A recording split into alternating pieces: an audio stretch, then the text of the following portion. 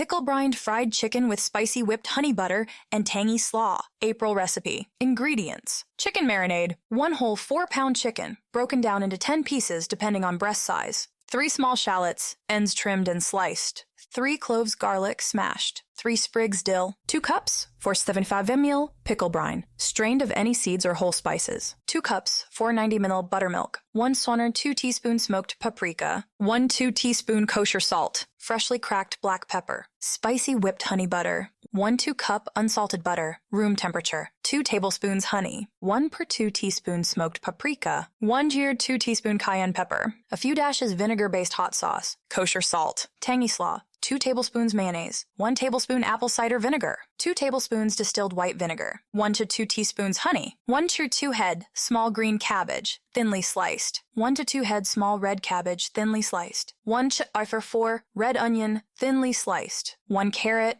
cut into thin matchsticks or shredded, 1 small jalapeno, seeds removed, finely diced, 1 dill pickle, finely chopped, kosher salt, freshly ground black pepper, lemon juice to taste, 1 4-cup parsley leaves, chopped, 1 to 4 cup dill fronds, chopped. For frying, 2 cups all-purpose flour, 1 or 2 cup cornstarch, 1 tablespoon onion powder, 1 tablespoon garlic powder, 2 teaspoons kosher salt, 2 teaspoons smoked paprika, 1 teaspoon cayenne pepper, 1 2 cup buttermilk, kosher salt, freshly cracked black pepper, neutral frying oil such as peanut or canola. Cooking instructions. Add the chicken pieces, shallots, garlic, dill, and pickle brine to a large zip-top plastic bag or toss to combine in a bowl. In a measuring cup, whisk buttermilk with smoked paprika, salt, and pepper. Pour into the bag or bowl and evenly distribute. Seal the bag or cover the bowl and refrigerate overnight, up to 24 hours. While the chicken marinates, make the spicy whipped honey butter. In a medium bowl, use a hand mixer to whip together the butter, honey, paprika, cayenne, and a pinch of salt. Taste and adjust seasoning as needed. Set aside until ready to serve or refrigerate and bring back to room temperature before serving. Once chicken has marinated, remove from the bag and discard the brine. Pat the chicken dry with paper towels and set the chicken, skin side up, on a baking sheet lined with a wire rack. Leave to dry out the skin and come to room temperature for at least 1 hour. And while the chicken comes to room temperature, make the tangy slaw.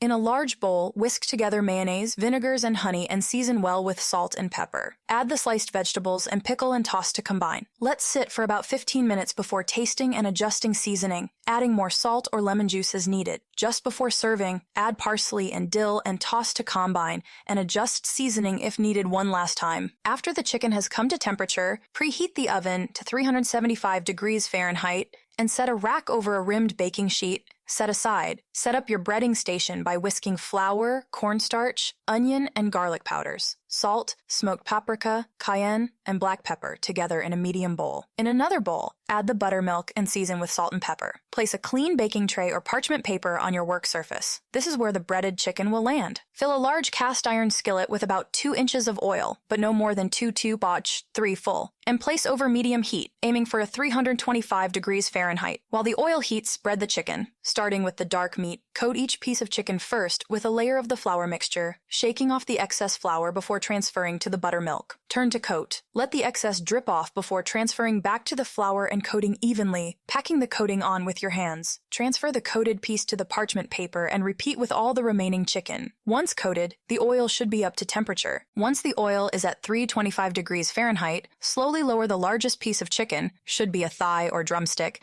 skin side, down into the oil. Wait a moment before adding another piece of chicken, and be sure not to crowd the pan. This will be done in batches. Raise temperature for about 2-3 minutes immediately after adding the chicken, as the oil temperature will drop. After about 2 minutes, begin to check the chicken pieces for browning and turn the pieces to rotate as needed, ensuring that all sides of the chicken turn a beautiful golden brown, about 8 to 12 minutes total. Do your best to maintain the oil temperature at 325 degrees Fahrenheit. You may have to slightly adjust the heat often. If the chicken is golden, but not cooked through to 165 degrees Fahrenheit, place the undercooked pieces on the prepared baking sheet with a rack and put into the oven for a few minutes to finish cooking. Repeat with the remaining chicken pieces, sprinkling lightly with salt as soon as the chicken is out of the oil.